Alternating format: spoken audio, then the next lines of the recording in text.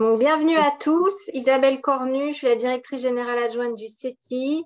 Et dans le cadre du projet ECTwin, donc un projet Interreg, nous avons eu la chance de pouvoir collaborer avec l'ANSET sur une étude visant à comparer l'analyse de cycle de vie du prototypage physique d'un article avec le prototypage virtuel pour bien comprendre et situer les impacts de chacun des procédés. Voilà, donc je vais laisser la parole aux deux personnes qui ont fait cette étude, Chloé Vasseur pour le CETI et Thomas Liévin pour l'ANSET. Merci beaucoup. Merci beaucoup Isabelle. Je pense que certains vont encore se connecter. Pour information, le webinaire est enregistré, donc on vous enverra le lien vers le replay dans les jours qui suivront. Et je vois que vous avez commencé, mais n'hésitez pas à participer au chat, notamment pour poser des questions, puisqu'on a prévu un petit temps de questions-réponses à la fin du webinaire. Et dernier point, puisque j'ai oublié de le mettre dans les paramètres, se connecter au webinaire, attention à bien vérifier que votre micro est coupé, puisque je pense qu'on en entend encore quelques-uns. Voilà, merci beaucoup. Et pour commencer, je vais laisser la parole à Éric Mézin, donc directeur de l'UITH, pour présenter le projet Interreg ECTwin. Merci Chloé, tu m'autorises le partage, c'est bon ou pas? Alors, oui, attends, où est-ce que tu es là? Moi, je te nomme animateur normalement. Ah non, c'est bon, normalement, je peux partager. Bon. Est-ce que là, c'est bon ou pas? Vous voyez ou pas? Oui. Ok, alors juste un petit mot rapide d'introduction avant de laisser plancher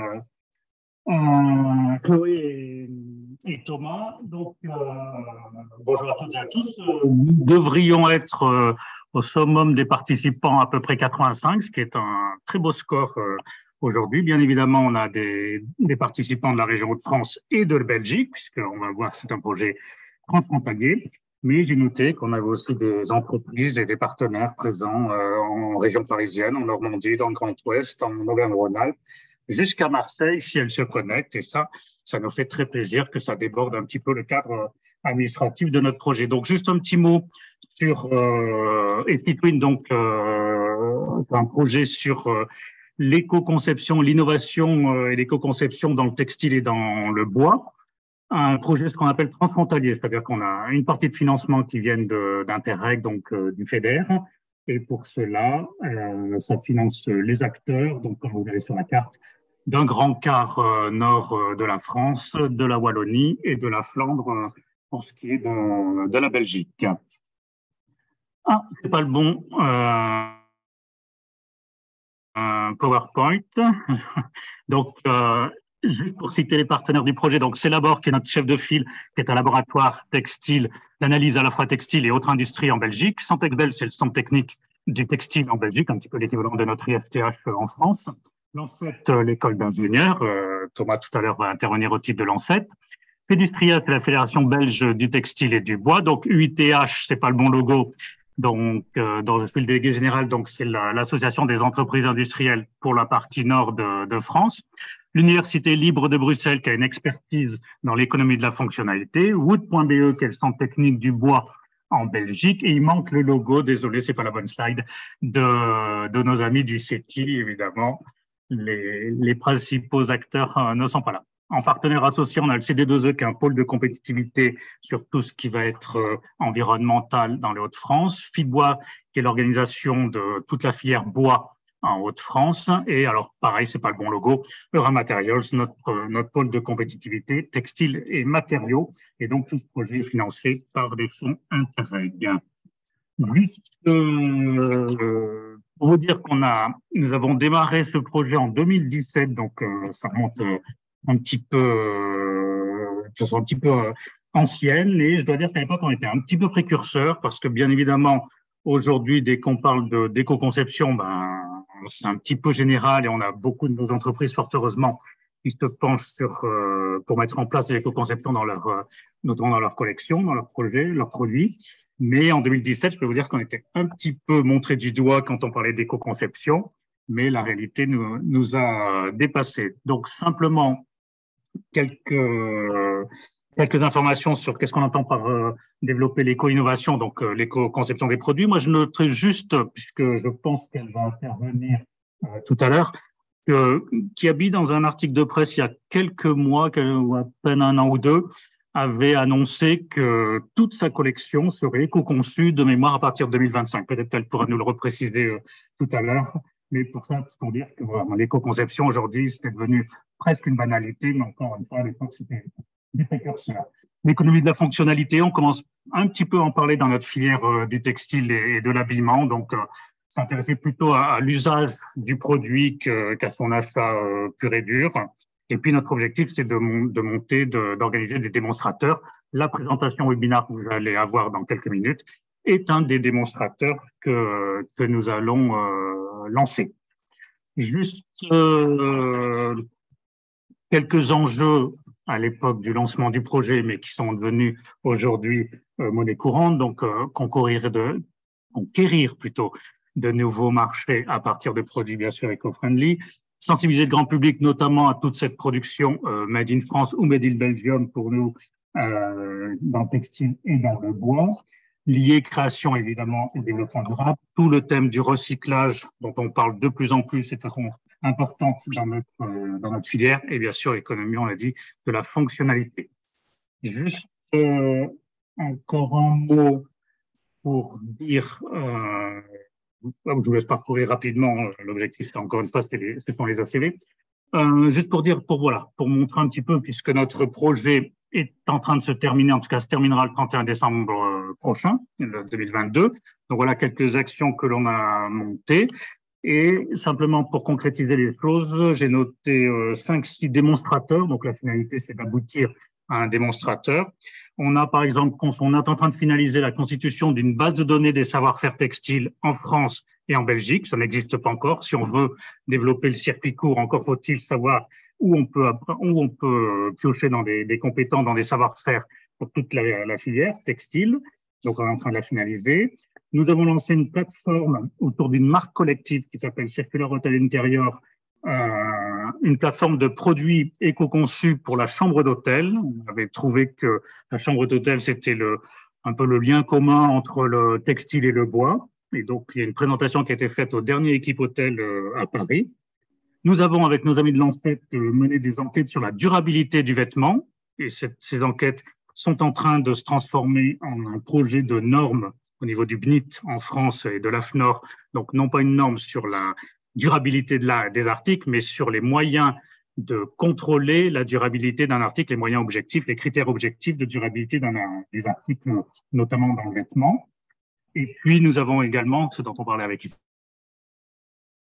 Isabelle en introduction, et un état des lieux des microplastiques textiles dans les océans, puisque vous savez que nous sommes un petit peu dans le collimateur des ONG et des médias, en disant que si les poissons meurent dans les océans, c'est à cause des microplastiques dans le textile. Et puis donc, dernier démonstrateur dans la liste, dernier démonstrateur, l'ACV comparative. En fait, quand on a travaillé dans notre projet, on a bien évidemment évoqué le thème du prototypage virtuel et on s'est posé la question, mais finalement, est-ce que le prototypage virtuel a un impact favorable, positif sur l'environnement? Comme nous n'avons pas trouvé de réponse toute faite au niveau mondial, nous avons demandé donc à l'ANSET et au CETI de nous apporter là où plus exactement les réponses, on va le voir dans leur présentation, à cette question. Et donc, comme je disais, c'est une première mondiale de comparer une ACV d'un prototype virtuel à un prototype physique. Voilà, donc simplement, je vais laisser la parole à Chloé, donc, qui est ingénieure process au CETI, pour présenter une première partie des éléments plus qualitatifs de cette étude. Ensuite, donc, Thomas Liévin, ingénieur recherche au GEMTEX, qui vient d'ailleurs fêter ses 30 ans la semaine dernière. Pas Thomas, mais le GEMTEX, le laboratoire de recherche de l'ANSET, présentera lui les résultats un petit peu plus quantitatifs de l'étude. Ensuite, l'équipe a obtenu que Petit Bateau et Cabine témoignent sur ces informations et sur leur process création et prototypage. Et bien entendu, à la fin, on prendra un petit temps pour répondre à vos questions. Alors, je ne sais pas, Chloé, est-ce qu'on peut faire des questions dans le chat en même temps ou on attend la fin de de ta présentation. Écoute, en tout cas, tu as là. Non, juste une dernière information. J'ai évoqué donc très rapidement les différents démonstrateurs que nous sommes en train de finaliser pour la fin d'année. Et je vous donne rendez-vous le 14 décembre après-midi en présentiel au musée La Piscine, où on vous refera une présentation un petit peu plus détaillée de tous ces démonstrateurs, bien entendu, y compris celui de la CV, qui sera un petit peu plus short, un peu plus raccourci qu'aujourd'hui. Mais voilà, si vous avez des collaborateurs qui souhaitent entendre Chloé et Thomas ou avoir un petit focus sur les autres démonstrateurs que j'évoquais, prenez date 14 décembre après-midi au musée de la Piscine. Donc voilà, Chloé, je vais te laisser la parole, est-ce qu'on peut parler dans le chat ou on attend la fin pour poser les questions? Non, allez-y, posez les questions sur le chat et puis on les reprendra à la fin avec Thomas. Alors, Eric, il faut juste... Laisse la main. Ah bah du coup, il faut que je redonne quelque chose. Je reprenne. Est-ce que là, c'est bon? Ah mais normalement, je peux partager.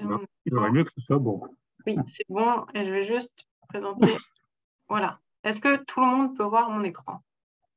Moi, je le vois. Ok, bah, c'est parfait. Merci à tous. Voilà, merci beaucoup, Eric, pour cette introduction. Donc maintenant, on va rentrer un petit peu dans le vif du sujet en vous présentant les résultats de l'ACV comparatif des prototypes physiques et virtuels. Alors, premièrement, on va plus s'attarder sur des données qualitatives, comme Eric l'expliquait, puisqu'en fait, pour construire cet ACV, il nous a fallu des données, établir également un scénario pour les prototypes physiques et les prototypes virtuels. Donc, pour ça, on a interrogé un peu plus de 10 entreprises, des marques et des façonniers. L'objectif, c'était de s'interroger sur les prototypes et plus particulièrement le prototype d'une robe. Donc, pour les marques de lingerie, comme Chantel et Etam, on s'est plus penché sur la nuisette. Voilà. Donc, quelques informations sur les résultats de l'interview. Donc, premièrement, concernant les fournisseurs, donc, toutes les entreprises qu'on a interrogées travaillent de manière pérenne avec leur parc de fournisseurs. L'objectif, c'est d'identifier rapidement le fournisseur vers qui se tourner en fonction de la typologie de produit et de la capacité dont ils ont besoin. Et bien sûr, en gardant en tête que le fournisseur peut évoluer en rajoutant, le parc de fournisseurs peut évoluer en rajoutant 1 ou 2 fournisseurs par an pour aller chercher soit de nouvelles expertises, soit des capacités supérieures.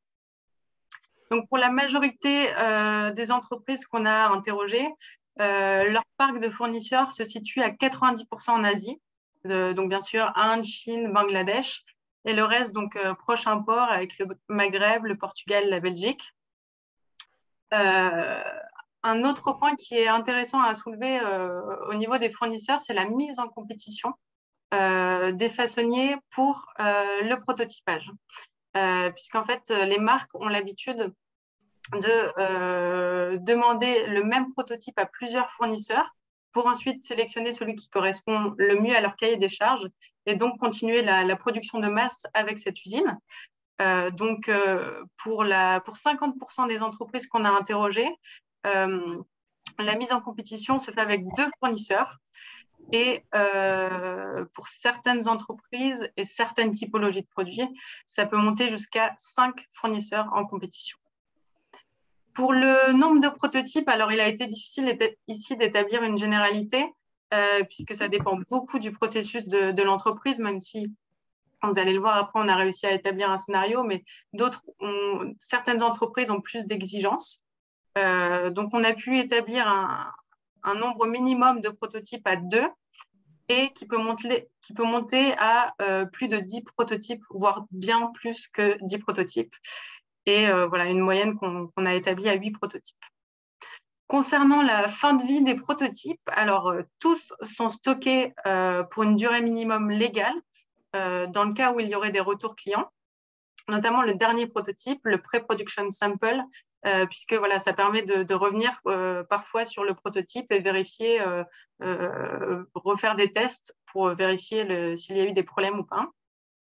Et suite à cette durée minimum, soit les prototypes sont donnés à des associations de couture ou humanitaires, soit ils sont vendus en solderie ou aux équipes internes.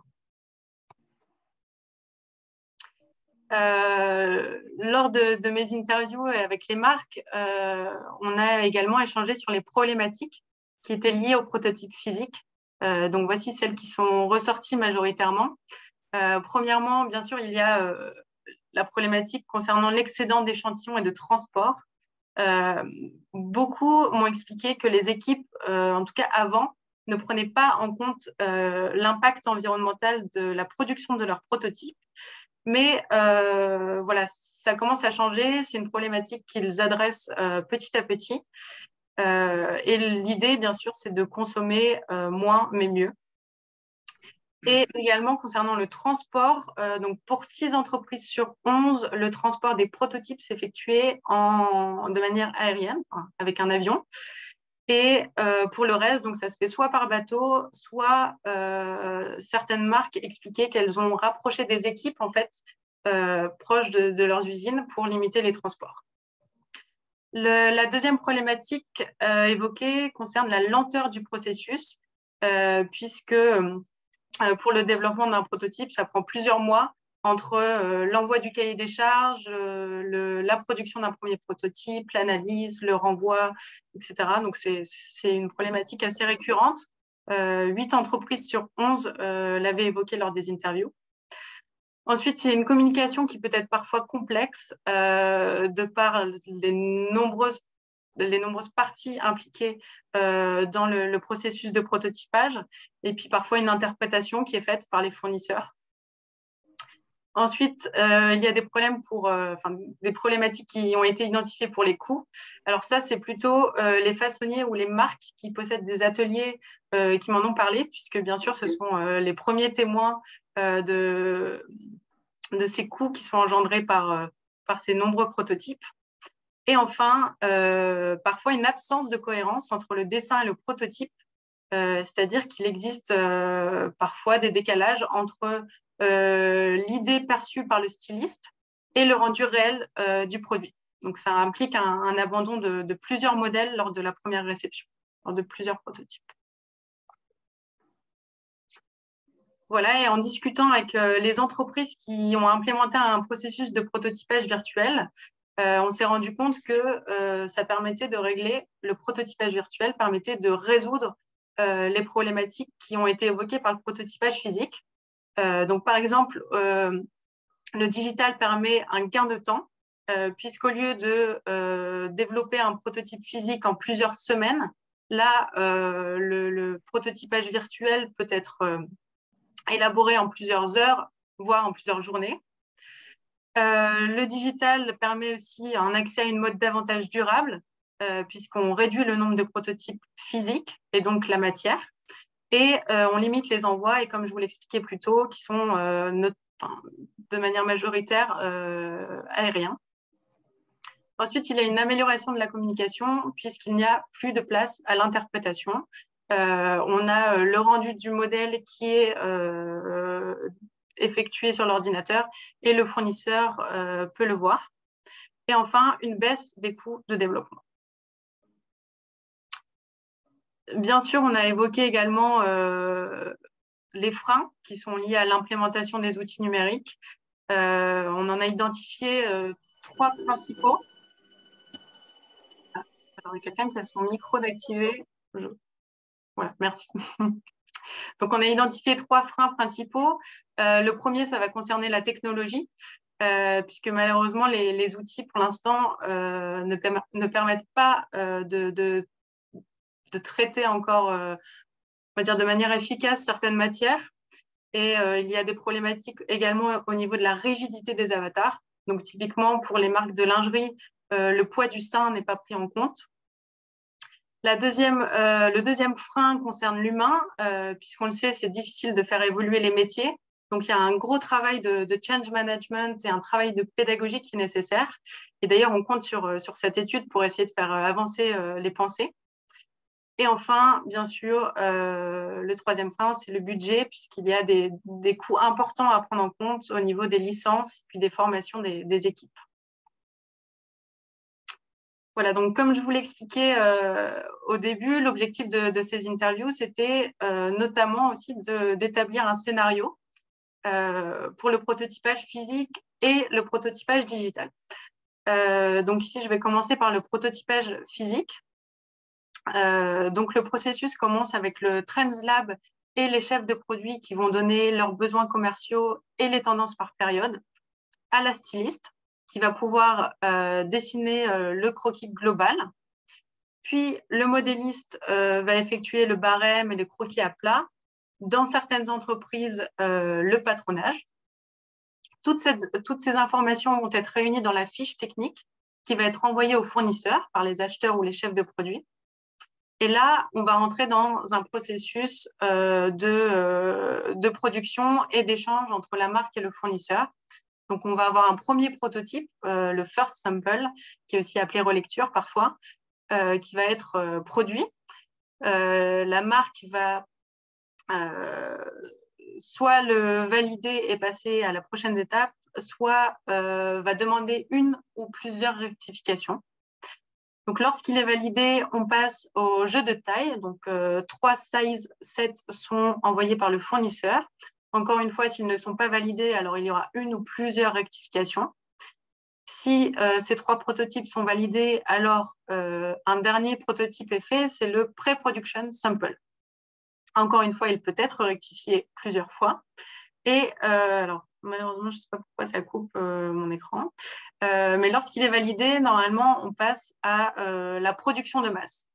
J'ai rajouté une étape en grise qui m'a été dite par une entreprise. C'est parfois le contrôle de la couleur. Donc, un échantillon par couleur qui est parfois demandé et qui doit être validé. Donc, encore une fois, rectifié parfois. Donc voilà, ici vous avez le processus de prototypage physique et vous pouvez voir, il y a de nombreux échanges entre la marque et le fournisseur et on peut comprendre aussi comment on peut rapidement monter un nombre de prototypes élevé. Et pour le processus de prototypage virtuel, alors il a été plus compliqué à effectuer puisque parmi les entreprises qu'on a interrogées, toutes n'ont pas implémenté le processus de prototypage virtuel. Et puis, on le verra ensuite avec les partages d'expérience des modélistes de Kiabi et de Petit Bateau. Mais quand ces marques l'ont implémenté, enfin, malgré le fait qu'elles l'aient implémenté, elles sont en permanente elles essayent toujours d'améliorer ce processus. Donc, ils changent rapidement. Donc, concrètement, ce processus démarre avec la conception du modèle et de la fiche technique, donc avec les informations sur la forme et la matière, qui vont être envoyées à l'équipe style pour procéder à l'élaboration d'un échantillon virtuel. La forme et la matière vont ensuite être contrôlées digitalement par la marque, et si elles ne sont pas validées, alors il y aura des rectifications, mais toujours virtuelles. Une fois que la forme et la matière seront validées, alors là seulement, on aura la production d'un échantillon en usine qui peut être ensuite, qui peut avoir des rectifications, mais sinon, il y a le lancement industriel de la production. Donc, on voit quand même sur ce processus qu'il y a bien moins d'échanges entre le fournisseur et la marque et bien moins de production de prototypes. Et vous pouvez le voir, l'idée, ce n'est pas non plus d'enlever tout prototype. On est bien conscient que pour le moment, il est nécessaire d'avoir encore au moins un prototype physique. Voilà, donc je laisse la parole à Thomas pour les résultats un petit peu plus qualitatifs sur la CV comparative prototypage virtuel et physique. Merci Chloé. Donc, pour la partie donc, sur l'analyse de cycle de vie, il convient d'abord d'établir un point de comparaison entre les deux processus qu'on va comparer. Donc, en l'occurrence, on va considérer qu'on va remplacer par du virtuel uniquement la partie qui concerne l'échange avec les fournisseurs. Donc, les différents envois et réceptions de prototypes physiques qui peuvent monter jusqu'à une moyenne d'environ 8 prototypes physiques, comme le disait Chloé. Donc, même dans le cas du prototypage virtuel, on va garder en tête qu'il faudra toujours fabriquer un dernier prototype, un prototype qui va servir donc à la mise en production. Et c'est ce qu'on appelle donc là, ce point commun, c'est ce qu'on appelle en ACV, donc l'unité fonctionnelle. Donc, je vais présenter les différents scénarios et les hypothèses qui ont été établis pour réaliser cet ACV. Donc, je vais commencer par le prototype physique. On considère ici le produit suivant, une robe de 500 grammes, sur laquelle on a fait varier le lieu de fabrication ainsi que la matière. Le scénario qui a été utilisé pour faire les comparaisons plus en détail par la suite, c'est donc celui où le lieu de fabrication est l'Inde et matière coton. Mais on a également regardé différents scénarios, donc avec une fabrication faite en Europe et différentes matières comme le polystyrène ou la viscose. Quand je parle lieu de fabrication, on considère ici que toutes les étapes pour créer le prototype physique sont réalisées dans le pays en question. En l'occurrence, donc la culture de la fibre, la filature, le tissage, la peinture et la confection sont faits dans ce même lieu. Ainsi, on a donc pour l'Inde, par exemple, un transport qui est nécessaire en avion et en camion pour acheminer jusqu'à l'entreprise. Et pour l'Europe, uniquement un transport en camion. Passons aux hypothèses du prototype virtuel. On considère dans notre étude que pour créer un prototype virtuel, il va être nécessaire d'utiliser un ordinateur avec les logiciels adaptés pendant une durée de 7 heures. Donc un ordinateur qui va avoir une durée de vie de 3 ans, soit environ 5500 heures de durée de vie. Et autre donnée importante, donc pendant le fait de prototyper, pendant ces 7 heures d'utilisation, on va consommer de l'énergie française, vu que le prototypage est effectué en France, sur ce prototypage virtuel, et qu'on estime à 1 kWh après les différentes mesures qui ont été effectuées au CETI notamment. Également, il va être nécessaire de prendre en compte la fabrication de l'ordinateur dans le cycle de vie du prototype virtuel. Et c'est pourquoi on a donc choisi la station de prototypage suivante, composée donc de 2 écrans, une unité centrale, un clavier et une souris. Tous ces éléments sont fabriqués en Chine. Et enfin, dernier point pour le prototypage virtuel, on considère un stockage qui est effectué dans une société annexe de cloud. Et en l'occurrence, ici, on a choisi de partir sur un stockage de 100 gigas pendant 10 ans en Allemagne, pour les raisons que un des logiciels utilisés pour le prototypage virtuel, qui se nomme DMX, a en parallèle un service de cloud situé en Allemagne. Et globalement, ces valeurs ont été largement surestimées. 100 gigas, je pense qu'on c'est largement surestimé par rapport à la taille des fichiers du prototypage virtuel. Mais on se place ici dans le cas le plus défavorable pour le prototypage virtuel, afin de parer à toute éventualité. Et on verra que de toute façon, le stockage intervient pour assez peu dans les impacts généraux. Aussi, dernier point, on ne le voit pas ici, mais toutes les données qui ont été utilisées proviennent des bases de données EcoInvent 3.6 qui date de 2019, et certaines données proviennent des mesures qui ont été faites dans les labos du CETI. Donc concrètement, on va comparer quoi? On compare la fabrication de 10 prototypes physiques avec la fabrication de 10 prototypes virtuels, ainsi que le stockage des données. Donc avant de passer aux résultats, il faut que je vous présente les différents indicateurs d'impact environnementaux qu'on a choisi de traiter ici. Tout d'abord, on a choisi la méthode de calcul, ILCD 2011, il en existe plusieurs. Mais pourquoi on a choisi celle-ci? On l'a choisi parce que c'est une méthode de calcul qui a été établie par la Commission européenne. Et donc, la Commission européenne qui prend des décisions donc au niveau européen sur les décisions environnementales. Et c'est pour ça qu'on a choisi cette méthode. Cette méthode, elle a 16 catégories d'impact. Ici, on va en parler seulement que de 5. j'expliquerai le choix par la suite afin que ce soit plus clair. Donc les 5 retenues sont les suivantes. On va parler bien sûr de changement climatique, qui est un des indicateurs les plus connus et les plus parlants. Donc ça reflète une quantité de gaz à effet de serre qui a été émise par le produit étudié. Ensuite, on va parler de toxicité pour l'homme, qui reflète, c'est un facteur assez compliqué dans son calcul, mais qui simplement reflète la quantité de maladies observées par kilogramme de produits chimiques émis par notre produit. Et de même, l'écotoxicité en eau douce représente cette fois-ci un facteur d'extinction des espèces par rapport à une quantité également de produits chimiques émis dans les eaux douces. Ensuite, on va parler donc d'épuisement des ressources en eau, qui cette fois-ci est une unité un peu plus simple, c'est une quantité d'eau utilisée en mètres cubes.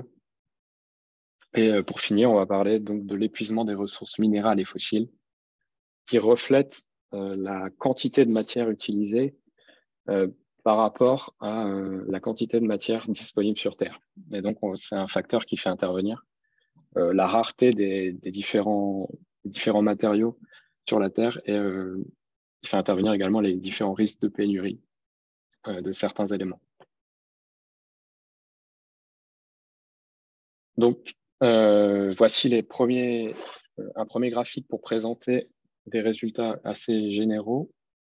Ici, on voit donc la comparaison entre la fabrication de 10 prototypes physiques dans le scénario fabriqué en Inde et en coton versus 10 prototypes virtuels. Ces résultats ont été normalisés ici. Je dois vous parler donc de la normalisation qui est un principe sur lequel en fait on va calculer tous les impacts générés par une région du monde. En l'occurrence ici, on considère les impacts générés par toute l'Europe, ramenés à une personne moyenne. Donc on obtient les impacts générés par une personne européenne sur un an. Et donc ce facteur va être, on va faire le ratio entre les impacts obtenus par nos prototypes physiques et les impacts générés par une personne européenne sur un an. Et on obtient donc ce genre de graphique qui nous permet de comparer en fait toutes les catégories d'impact entre elles. Et ainsi, ça permet de faire ressortir quelle catégorie d'impact a globalement beaucoup d'importance. Donc, ce qu'on peut voir ici, c'est que sur la toxicité humaine, la toxicité en eau douce et l'épuisement des ressources en eau, la fabrication des prototypes physiques a une valeur très importante. C'est ce qui justifie notre choix de parler de ces indicateurs en priorité, auquel on a rajouté 2 indicateurs, le changement climatique, car c'est un des indicateurs les plus robustes et qui est présent dans tous les discussions sur les analyses environnementales. Mais on a également rajouté l'épuisement des ressources minérales et fossiles parce que c'est la seule catégorie d'impact où le prototypage virtuel a un impact supérieur au prototypage physique.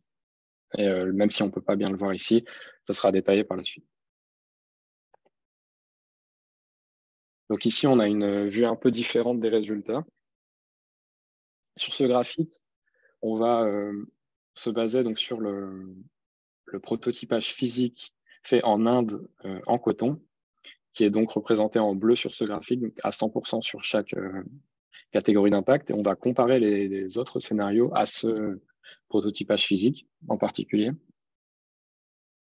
Ainsi, on compare donc à celui-ci le prototypage physique fait en Europe en coton. On ne voit pas la légende sur le graphique.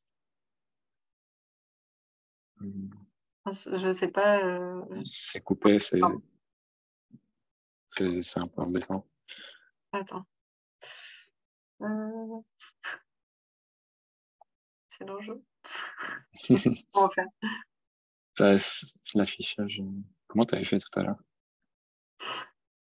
De la même manière. Partons pour ce petit pack sur mon écran. Est-ce que là, c'est bon? Non, mais bon, c'est pas grave, je vais la dire à l'oral alors. Donc, comme je disais, en bleu foncé, on a le prototypage physique en Inde en coton. Juste à côté, en bleu clair, prototype physique Europe, fait en Europe en coton. Et ensuite, bleu turquoise en Inde et en polyester. Et enfin, en orange, on compare tout ça donc avec le prototypage virtuel. Donc, on a choisi ces 3 scénarios en particulier parce que c'est ceux qui représentent donc tous les écarts possibles. C'est ceux qui avaient des résultats les plus différents entre eux. Il y a bien sûr plus de scénarios possibles. Et donc, ce qu'on peut dire globalement, c'est que le prototypage virtuel est largement en dessous en termes d'impact sur les 4 premières catégories d'impact. L'écart est relativement faible, cependant, en écotoxicité en eau douce et même assez proche du prototypage en Inde en polyester. Mais par contre, sur la dernière catégorie d'impact, donc l'épuisement des ressources minérales et fossiles, là, le prototypage virtuel est 1,5 fois plus important, 1,5 fois plus d'impact que le prototypage physique en Inde en coton et jusqu'à 4 fois plus d'impact que le prototype physique en Inde en polyester.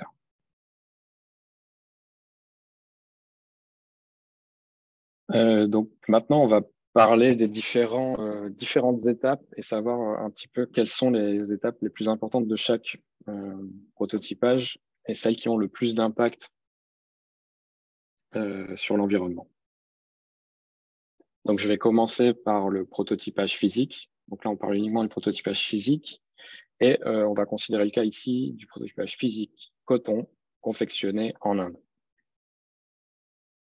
Mais globalement, sur tous les scénarios, l'ordre est conservé, même si les valeurs sont pas les mêmes. Donc globalement, ce qui intervient en premier sur le plus d'impact, c'est la fabrication textile. Donc fabrication textile, on a regroupé filature, tissage et teinture. Et donc cette étape de fabrication textile a beaucoup d'impact donc sur le changement climatique. On voit pas là.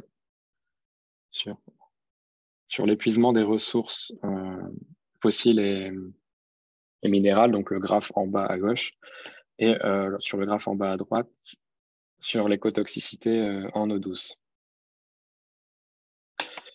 Alors que la production de la fibre sera, elle, proéminente, donc on aura le plus d'impact sur la toxicité humaine et sur l'épuisement des ressources en eau. Ce qu'on peut noter également, c'est que le transport, même s'il est fait en avion dans le cas du prototypage, intervient finalement assez peu sur les impacts environnementaux, à l'exception du changement climatique où il représente environ 10% du total.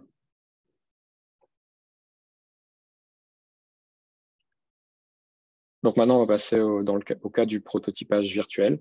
Quelles sont les étapes importantes? Donc là, on remarque surtout que finalement, c'est la partie fabrication de l'ordinateur qui intervient le plus devant la partie utilisation. En effet, là, on voit que la fabrication de l'écran est majoritaire et a le plus d'impact sur toutes les catégories, sauf l'épuisement des ressources, où là, c'est la fabrication de l'unité centrale. Mais globalement, c'est la fabrication de l'ordinateur qui a le plus d'impact. Et on voit que la partie consommation électrique due au fait de réaliser le prototype pendant ces 7 heures intervient en 3e position, mais avec des valeurs bien plus faibles que les 2 premiers. Et enfin, donc la partie stockage des données est un point assez anecdotique dans le sens où globalement, le stockage des données intervient pour très peu, même si le scénario est maximisé. Le stockage des données intervient pour très peu dans l'ensemble prototypage virtuel et stockage des données, à l'exception donc du changement climatique où le stockage des données intervient pour environ 25% des impacts totaux. Et c'est en majorité dû au fait que c'est l'électricité allemande qui est utilisée pour le stockage, l'électricité allemande qui est plus carbonée que l'électricité française, qui explique ces chiffres. Mais globalement, sur les autres indicateurs d'impact, le stockage de données intervient pour peu.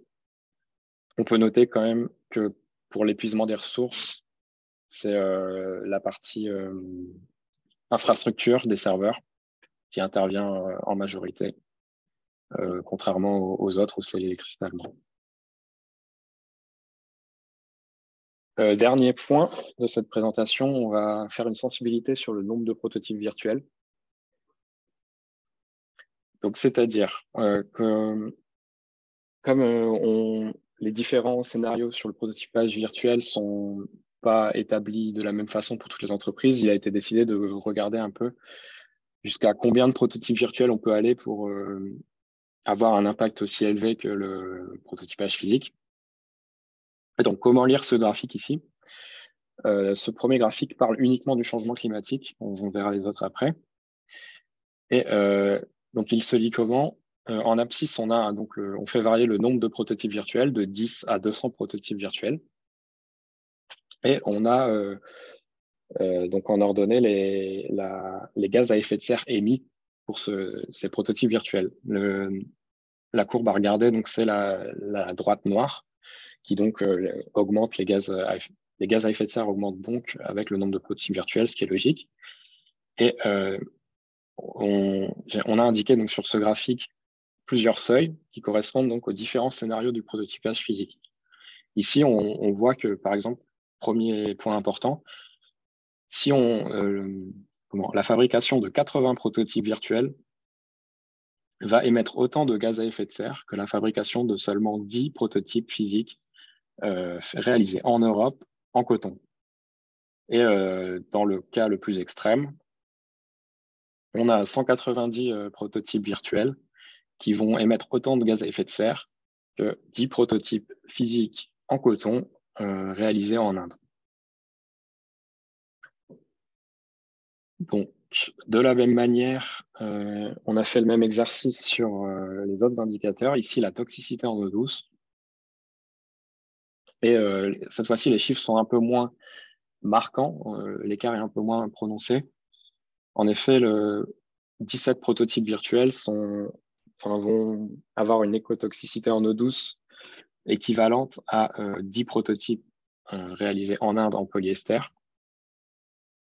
Et jusqu'à, dans le cas le plus extrême, 41 prototypes virtuels vont avoir une écotoxicité en eau douce aussi importante que 10 prototypes physiques réalisés en Inde en coton. Un dernier graphique pour conclure cette liste. On va cette fois-ci regarder l'épuisement des ressources fossiles et minérales. Et cette fois-ci, la tendance s'inverse, vu que c'est l'indicateur où le prototypage virtuel a plus d'impact. Et ce qu'on peut remarquer alors, c'est que 2 prototypes virtuels sont équivalents à 10 prototypes physiques en polyester faits en Inde. Et dans le cas le plus extrême, 6,5 prototypes virtuels sont équivalents à 10 prototypes physiques en coton en Inde. Donc voilà pour la présentation des résultats. On va conclure. Donc ce qu'on peut dire comme conclusion déjà, c'est que le prototypage physique, comme on a pu le voir, a globalement plus d'impact que le prototypage virtuel sur à peu près tous les indicateurs qu'on a considérés et même sur les autres. Et à l'exception, bien sûr, de l'impact d'épuisement des ressources pour lesquels le prototypage virtuel a entre 1,5 et 4 fois plus d'impact selon les scénarios. Mais il ne faut pas oublier de mettre en perspective avec la slide sur la normalisation et considérer le fait que l'épuisement des ressources minérales et fossiles intervient finalement assez peu au vu des autres indicateurs considérés. Ensuite, autre point de conclusion, pour le prototypage physique en particulier, les étapes qui ont le plus d'impact, qui génèrent le plus d'impact sont la production de la fibre et la culture de la fibre et la fabrication textile. Et finalement, la partie transport intervient assez peu.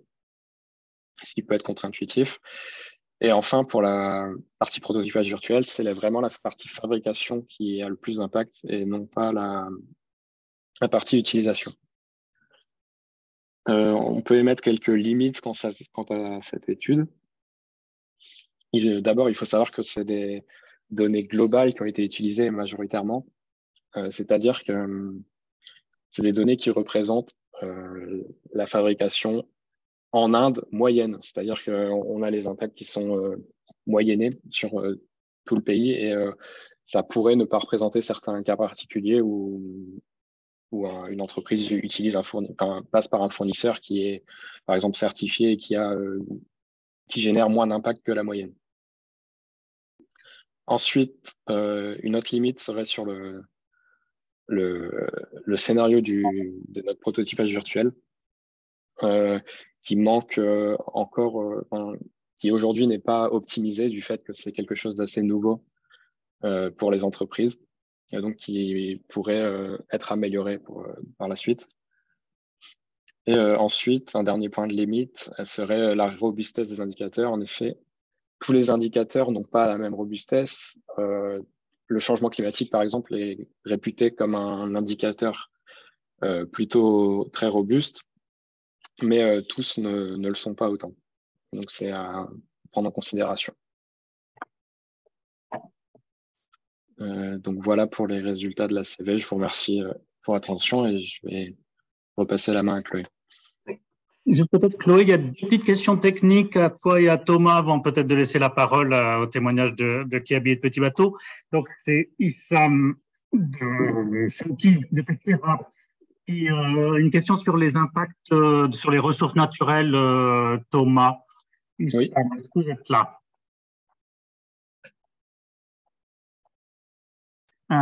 Pourquoi en épuisement des ressources, le virtuel a plus d'impact que le prototypage physique? Ah oui, parce que donc je vais répondre. L'épuisement des ressources, c'est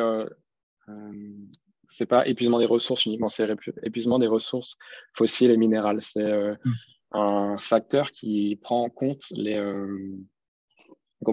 rareté des ressources sur la Terre.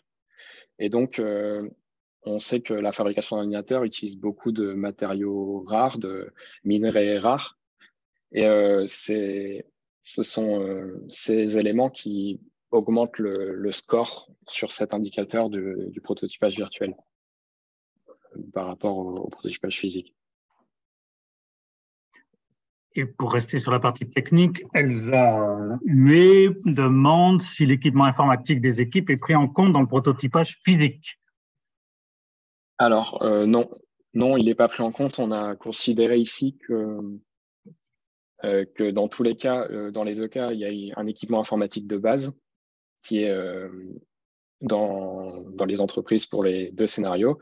Mais en plus, dans le cas du prototypage virtuel, on considère qu'il y a une station de prototypage qui est uniquement dédiée au prototypage. C'est-à-dire qu'il n'y a pas besoin de considérer l'équipement informatique basique puisqu'il est présent dans les deux cas. Donc, on a considéré que la station de prototypage est un ordinateur qui vraiment ne sert qu'à ça. D'accord. Et donc, Philippe, je demande si la durée de vie des équipements tant en prototypage virtuel qu'en prototypage physique est prise en compte, et c'est-à-dire en ramener en fait au nombre de protos chaque fois produit ou pas? Est-ce que c'est intégré ou pas? Dans le cas du prototypage physique, la durée de vie n'est pas réellement prise en compte puisque sa durée de vie s'achève une fois que le prototype a été validé ou non. En fait, il n'y a pas donc une fois qu'il a été refusé, par exemple, on va commander un nouveau prototype physique. Donc il n'y a pas on pourrait dire qu'il y a il n'y a pas vraiment de partie utilisation à prendre en compte, donc il n'est pas nécessaire de prendre en compte cette partie. Alors que pour le prototypage virtuel, cette fois-ci, on a considéré une certaine durée de vie pour les ordinateurs. On a considéré 3 ans, ce qui est relativement souvent en entreprise, le renouvellement du parc informatique tous les 3 ans. Mais c'est un cas qui a été globalement surestimé, enfin pas surestimé, mais sous-estimé justement, dans le sens où on a fait en sorte de prendre le cas le plus défavorable pour le prototype physique pour mettre en évidence nos problématiques. Un ordinateur pourra avoir une durée de vie plus importante, c'est sûr. Ok, enfin pour Chloé et Isabelle d'ailleurs, parce que je me rappelle qu'on a eu de longues discussions sur le sujet. Issa me demande pourquoi avoir choisi la robe et par exemple pas le jean comme produit emblématique pour cette CV comparée. Alors, je ne sais pas si Isabelle, tu veux répondre, mais l'idée, au pire, Isabelle, tu compléteras. L'idée à la base de la robe, c'était de se dire que la robe était un incontournable quand même de la garde-robe, voilà. Où on pouvait quand même venir faire varier les matières et qui pouvait quand même amener beaucoup de changements dans le sens où une robe, on va pouvoir jouer sur le col, la longueur de la manche, la longueur de la robe, court, mi-long, long. Voilà, donc on a décidé de se concentrer là-dessus pour ces raisons principalement.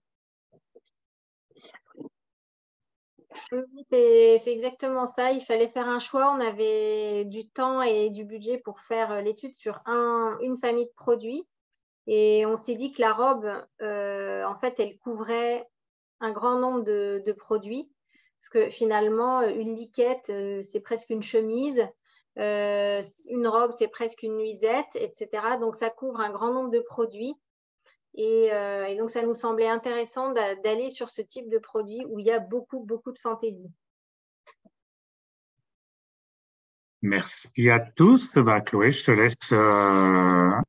te laisse poursuivre avec nos deux témoignages. Du coup, juste, oui, non, pas pour Amandine qui a dit, mais pour Caroline dans le chat, loin de moi l'idée de minimiser les efforts nécessaires pour la mise en place de l'éco-conception dans nos entreprises et dans les collections, mais c'est simplement pour dire qu'en 2022, c'est un mot qui revient un petit peu plus souvent dans nos discussions qu'en 2017. En 2017, on s'est même fait accuser de perdre notre temps à travailler sur l'éco-conception. Donc, pour dire, voilà, c'était juste ça l'idée que je voulais évoquer en introduction.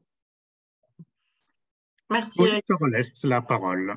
Ouais. N'hésitez pas encore à poser des questions et on reviendra dessus après ce partage d'expérience. Donc, si Erwan et Amandine sont présents, je vous invite à me faire signe. Oui, je suis là en tout cas. Bonjour, je suis là aussi. Bonjour à tous les deux. Bonjour. Merci beaucoup pour votre présence. Voilà, l'idée de votre présence, c'est d'avoir votre retour un petit peu sur l'étude et puis de partager votre expérience, parce que vous, ça fait plusieurs mois, voire plusieurs années que vous avez implémenté le processus de prototypage digital. Donc voilà, c'est connaître un petit peu comment votre processus. Donc peut-être je vous laisse vous présenter rapidement tous les deux avant de poser quelques questions. Juste, je me permets, Chloé, tu as une autre question sur pourquoi il n'y a pas de size set en virtuel? Ah oui, pourquoi? Oui, j'avais vu cette question. Thomas, corrige-moi si je me trompe, mais il me semble qu'on l'a pris et le seul qu'on n'a pas pris dans le prototypage virtuel, c'est le pre-production sample. Et l'idée, c'est vraiment de comparer en fait les 10 prototypes physiques versus les 10 prototypes virtuels. Mais on a bien conscience que s'il va y avoir ces étapes de gradation, etc., avec les size sets. Je ne sais pas si c'est bon pour toi, Thomas, la réponse. Si, oui. Ok, merci. Merci beaucoup. Donc, Erwan et Amandine, je vous laisse la parole pour vous présenter rapidement. Qui commence? Vas-y, Amandine, vas-y. Merci. Alors, du coup, moi, c'est Amandine. Je fais partie du pôle technique modéliste à Kiabi dans le groupe enfants bébés. Et du coup, moi, pour mon expérience, ça fait à peu près 3 ans qu'on est que je suis formée sur la 3D. Aujourd'hui, c'est un outil que j'utilise quotidiennement. J'essaye vraiment tous les jours de faire augmenter notre bibliothèque de patronage. Moi, ce que je peux dire par rapport à ces données, c'est que on est carrément en phase avec ça. C'était le but principal de Kiabi, de se lancer sur la 3D pour optimiser vraiment nos patronages, notre travail et de réduire le nombre d'échanges, d'échantillons, parce qu'on avait beaucoup, beaucoup, beaucoup d'échantillons. Voilà, et aujourd'hui, moi, ça fonctionne plutôt très bien, dans le sens où j'optimise, déjà je retrouve, ça on ne le dit pas assez, mais moi j'ai retrouvé ce que c'était que le métier de modéliste, donc de faire du patronage, de gérer de la gradation, et puis d'avoir, on va dire à l'instantané, le résultat en visuel 3D, ce qui n'était pas le cas avant. Et quand on avait besoin de valider un patronage, il fallait attendre encore une fois des échantillons sans avoir la gestion de ce patronage. Donc voilà, je, je le développe sur tout le secteur fille, que ce soit la robe principalement, le sweat, le t-shirt, j'ai du pantalon, enfin voilà, on essaie vraiment de couvrir tous les produits. Et de saison en saison, on optimise nous, ce qu'on appelle des blocs patterns, pour justement ne plus demander d'échantillons de size 7, parce qu'on est vraiment dans cette maîtrise de patronage, de gradation, de matière scannée, etc. Donc, voilà, on réduit de saison en saison nos échantillons. Merci beaucoup. Erwan, juste avant de te laisser la parole, je veux juste poser une question par rapport à Amandine, parce que je vois que tu as commencé un petit peu. Donc, vous avez implémenté ce processus digital il y a quelques années maintenant. Comment vous avez procédé pour l'implémentation de cette nouvelle méthode et est-ce que vous avez rencontré des difficultés? Alors, au-delà de la formation, voilà, il a déjà fallu implémenter les ordinateurs, avoir une équipe technique qui a dû maîtriser aussi les nouveaux paramètres, les nouveaux logiciels. Ensuite, il y a eu la formation. Ça aussi, ça a pris du temps. Il a fallu se remettre à faire du patronage aussi. Donc, il y a eu toute cette partie-là. Et puis, avec des formations qu'on a eues aussi à distance parce que Covid étant, il y a eu on a été complètement plongé dans le digital. Là, pour le coup, avec les confinements, il y a eu une partie de formation qui s'est fait à travers nos ordinateurs. Je pense que ça a été la partie peut-être plus compliquée, justement, à faire. Et puis, on s'est lancé, moi personnellement, sur des produits assez simples, assez basiques. Et puis, voilà, ça s'est mis en place tout doucement. D'accord. Et donc, toutes les équipes sont formées maintenant au sein de Kiabi? Alors, je ne vais pas dire toutes les personnes, on est beaucoup à Kiabi.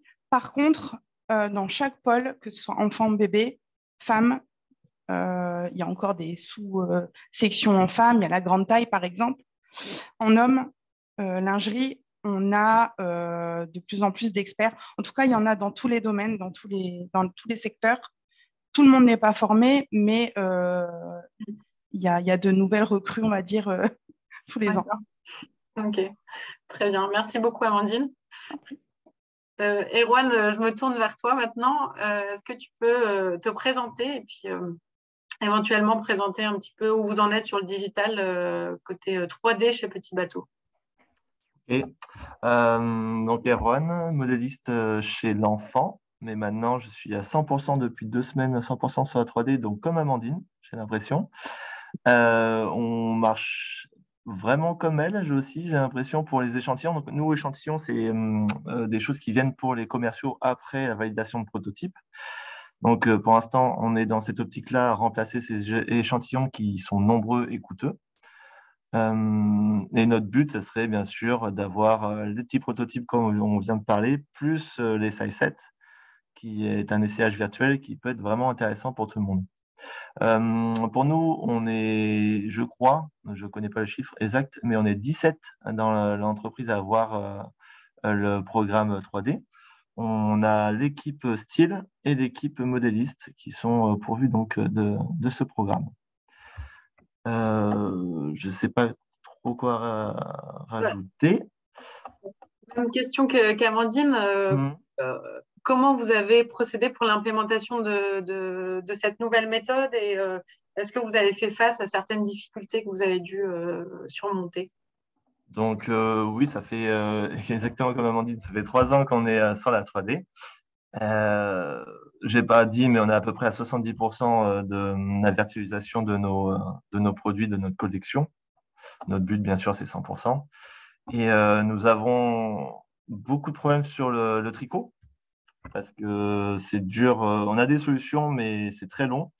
C'est joli, mais bon, on sait qu'il y a d'autres solutions qui sont un peu plus coûteuses, etc. Mais on essaie de trouver quelque chose.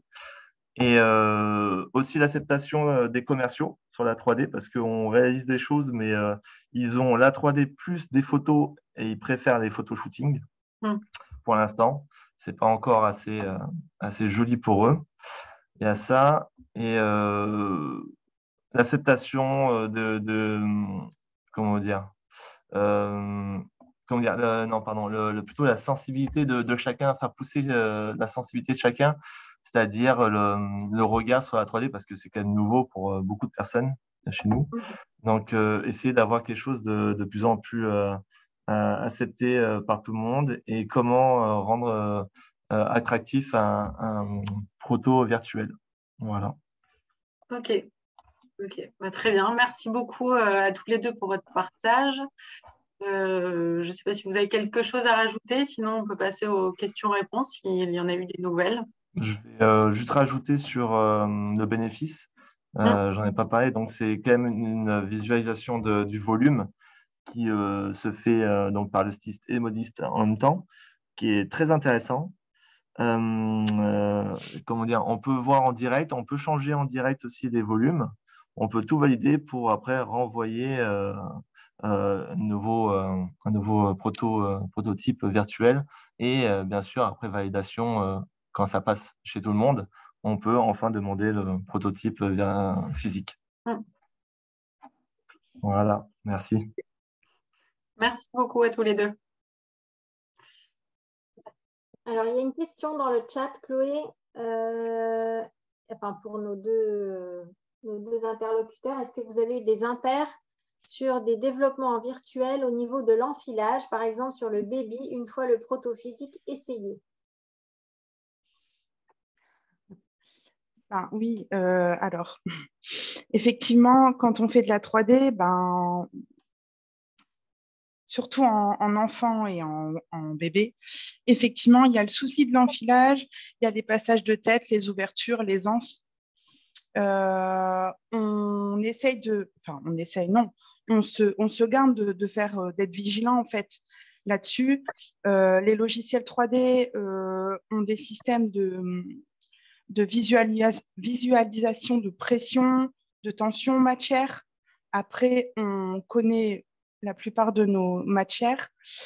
Effectivement, quand on est sur un échantillon où il y a un doute, on interagit directement avec nos fournisseurs. Pourquoi pas leur demander aussi conseils, avis. Il y a ce partage-là qui est important aussi. C'est quand même eux, au final, qui vont avoir la maîtrise du produit, du collection prototype final, avec les surpiqûres, avec toute la matière, etc. Donc, effectivement, il y a ce niveau de garde, de vigilance sur ces produits-là. Pour moi, si j'ai bien compris la question, c'est enfiler le modèle 3D sur l'avatar. C'est la même chose. Je ne sais pas hein, si c'est ça. Mais donc déjà, la première difficulté dans la 3D, d'accord, c'est les avatars. C'est quand les programmes sont orientés adultes et enfants, j'allais dire enfants, mais c'est rare encore. Alors bébé, c'est bon, c'est bonne chance. Il faut un peu pousser là-dessus. Et de toute façon, quand on fait un prototype virtuel, on va mettre une enveloppe autour de l'avatar et on va simuler et ça va juste englober l'avatar. Donc, il n'y a vraiment pas de problème d'enfiler. Tout est fait super bien là-dessus. Non, il n'y a pas Non, il n'y a pas d'enfilage. d'enfilage en fait. C'est ça, ça. c'est en fait un puzzle 3D, hein, c'est un travail sur la position, le montage des pièces, enfin, pour ma part. Et c'est quelque chose voilà, qui va se faire.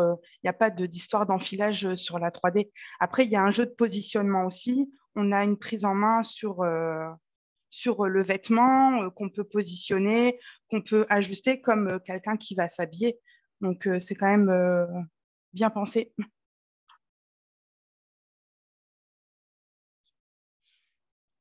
Merci beaucoup. Il y avait une question, je pense que c'est Guy de Molnard de Fedustria qui pose la question. Thomas Chloé, est-ce qu'on a calculé le poids de l'impact environnemental d'un prototype de produit par rapport à la production elle-même du produit, donc l'ensemble de l'impact sur la chaîne de production par rapport au prototypage? C'est ça, Guy, que tu souhaitais connaître, si tu es encore là? Oui, tout à fait. Ok. Mais bon, je pense que ça dépendra un peu de la production, de l'emploi de la production elle-même. Donc, mais voilà, je me posais un peu la question, effectivement, de l'impact de ce processus de prototypage par rapport à l'ensemble de la production, en fait. Tout à fait. Ça va également être différent par rapport à une entreprise qui renouvelle souvent sa collection et Tout à fait. peut se permettre d'avoir des collections plus courtes, moins volumineuses, on va dire. J'imagine, effectivement. Merci. Question. Moi, j'avais un petit commentaire, Chloé, enfin, pour tous nos participants. Tu as évoqué certaines marques ou enseignes vendaient leurs prototypes physiques. Je rappelle simplement que juridiquement, les entreprises qui font du crédit impôt collection sont tenues de conserver les prototypes en cas de contrôle, évidemment, qui sont éligibles au titre du crédit impôt collection. Pendant, il me semble que c'est 3 ans fiscalement qu'il faut les conserver dans une pièce. Prototype physique, virtuel, évidemment, c'est plus facile. Et j'en profite du coup pour signaler que, a priori, Saint-Thomas j'attends le 31 décembre 2022, mais normalement, notre crédit impôt collection pour les entreprises qui donc en bénéficient jusqu'au 31 décembre, notre crédit impôt collection devrait être reconduit pour les 2 ans qui viennent. Il était dans le collimateur du gouvernement et on voulait nous le supprimer. Et a priori, il devrait être reconduit pour 2023 et 2024. Voilà, je ferme ma petite parenthèse. Il y a d'autres questions à Chloé, à Thomas ou à nos témoignants, avec plaisir. Ça avait l'air clair. Est-ce qu'on peut résumer on a eu un large débat entre nous, donc on peut le dévoiler. Si on synthétisait le moindre impact d'un prototype virtuel à un prototype physique, Anne de Lancette, qui est notre exégète en matière d'ACV, n'est pas là, donc on peut un petit peu mordre sur l'orthodoxie de l'ACV. On peut résumer en disant que c'est combien moindre d'impact de faire un prototype virtuel, Thomas? À minima, en prenant de grosses pincettes, on pourrait dire que qu'on est sur un... Bon, je pourrais pas donner un chiffre, mais si on considère uniquement le changement climatique, par exemple, ce qui est regardé par tout le monde et qui est d'abord considéré par les entreprises de régulation, voilà. On pourrait dire que sur le changement climatique, on est sur un facteur 8, 8, c'est ça, oui, facteur 8. Donc 8 fois plus d'impact sur un prototype physique par rapport à un prototype virtuel. Et dans le cas le plus défavorable, c'est-à-dire qu'on peut aller jusqu'à un facteur 19, il me semble. Oui.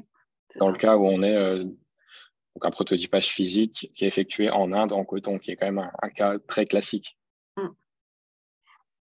Encore une fois, c'est à prendre avec des pincettes. Il ne faut pas résumer l'étude à ces 2 chiffres, mais c'est juste pour donner un ordre d'idée global. Encore une fois, surtout à ne pas diffuser sous cette forme-là, en tout cas. Voilà. On- Bon, en tout cas, si vous avez d'autres questions qui vous viennent, n'hésitez pas à nous contacter. On a mis nos coordonnées juste ici, donc n'hésitez pas si vous avez des questions qui vous viennent. Et puis, comme je vous le disais au début, on vous fera parvenir le lien pour que vous ayez accès au replay du webinaire. Et la présentation également. Ouais. Grand merci Thomas, Chloé, l'équipe, parce que derrière Chloé et Thomas, il y a respectivement quand même une petite équipe tant à Lancet qu'au CETI. Merci à Isabelle. Rendez-vous le 14 décembre pour ceux qui veulent un replay en live de la synthèse et puis les autres informations. Et surtout, voilà, vous avez les coordonnées, surtout maintenant, n'hésitez pas à utiliser et à diffuser ce scoop mondial qu'on a eu droit auquel on a eu droit cet après-midi. Merci. Merci à tous. Merci beaucoup.